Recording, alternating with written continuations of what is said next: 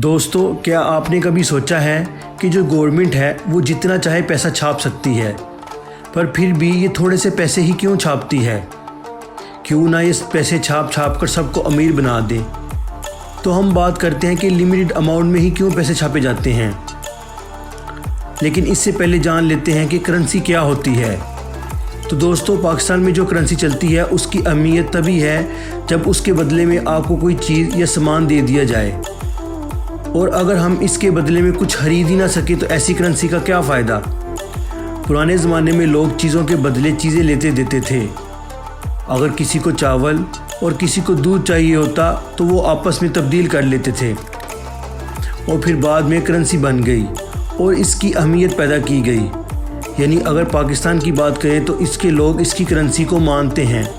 अगर हम पाकिस्तान में किसी को कोई करेंसी देते हैं तो उसके बदले हम उससे कुछ भी ख़रीद सकते हैं। तो तब क्या होगा अगर गवर्नमेंट बहुत सारा पैसा छाप दे और सबको अमीर बना दे, क्योंकि इनके पास नोट बनाने वाली मशीन होती है और इन्हें कोई भी नहीं रोक सकता। तो फिर भी ये ऐसा क्यों नहीं करते।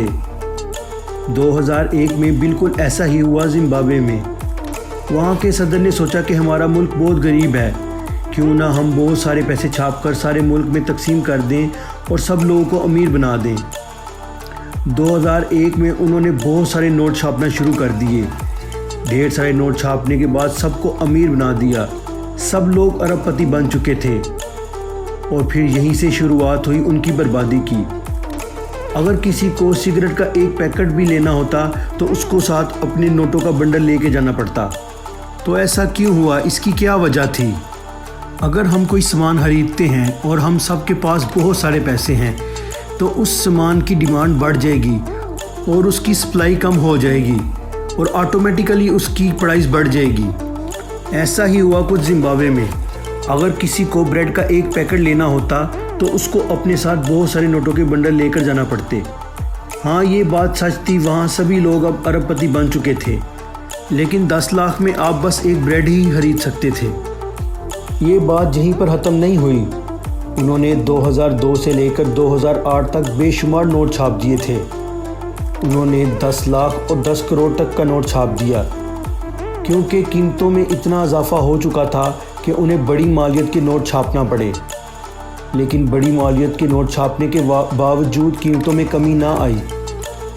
अगर सबके पास पैसे आ जाएंगे तो किसी को क्या ज़रूरत है वो काम करेगा।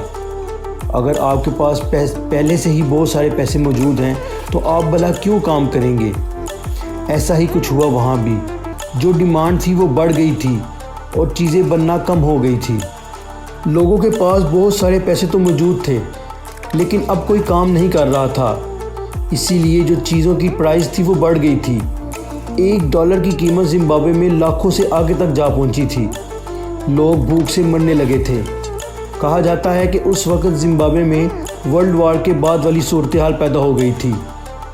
इन सब को देखते हुए गवर्नमेंट ने ये ऐलान किया कि आपके पास जितने भी पैसे मौजूद हैं उन सबको जला दो, अब उनकी कोई अहमियत नहीं। फिर लोगों ने दूसरे मुल्क की करेंसी को इस्तेमाल करना शुरू किया। तो दोस्तों, पैसा छापना, लोगों को पैसा देना गरीबी ख़त्म करने का हल नहीं है, बल्कि गरीबी तो तब ख़त्म होगी जब वो कोई काम करेंगे और मुल्क में रोज़गार पैदा होगा, तब उनको पैसे मिलेंगे। अगर सबके पास पहले से ही बहुत सारे पैसे मौजूद होंगे तो वो भला क्यों कोई काम करेंगे, क्यों कोई सामान बेचेंगे। लोग आज काम कर रहे हैं, लोग सुबह उठते हैं, रात को सोते हैं, सारा दिन काम करते हैं, क्योंकि वो इसलिए काम करते हैं ताकि उनको पैसे मिलें, ताकि वो अपनी ज़रूरियात पूरी कर सकें।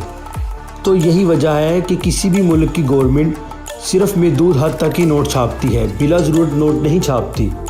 मज़ीद इस तरह की वीडियोस देखने के लिए हमारे चैनल को ज़रूर सब्सक्राइब करें। शुक्रिया।